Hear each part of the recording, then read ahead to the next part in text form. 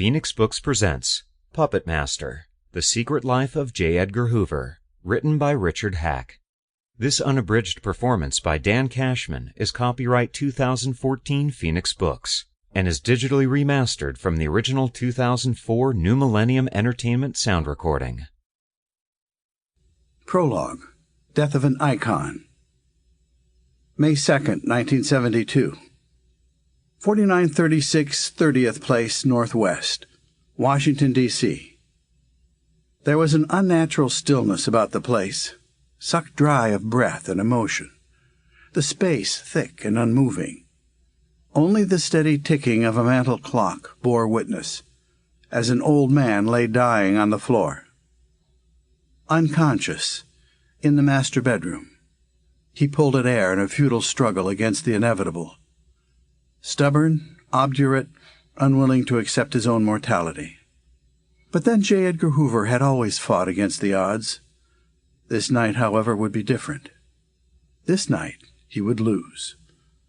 By 7 a.m. the low morning sun was streaking through the closed kitchen window as Hoover's long-time housekeeper, a black woman named Annie Fields, adjusted the Venetian blind above the sink and began to prepare breakfast. She didn't mind that her employer was fussy and preferred to think of her as a maid. The work was easy even if Mr. Hoover was not. The breakfast menu never varied. 2 soft-boiled eggs, positioned just so in porcelain cups that Hoover had inherited from his mother. White toast with softened butter, and black coffee in a flowered teacup, served each morning at exactly 7:30. With clockwork efficiency, as the food reached the dining room table, so too would Hoover. He would have risen an hour earlier, spent a cursory 15 minutes riding his exercycle, showered, dressed, and watched Frank McGee and Barbara Walters on NBC's Today to learn of any breaking news.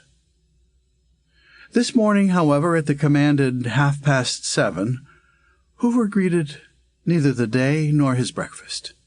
He did not lumber down the steps and across the room, brushing his perfectly pressed suit as he looked for invisible lint.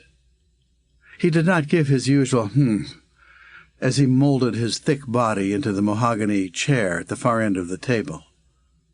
Nor did he purse his lips as he inspected his eggs for correct consistency. By 7:45, in fact, the eggs were no longer even on the table. Annie had brought them back into the kitchen and placed fresh ones in rapidly boiling water on the stovetop. Sample complete. Ready to continue?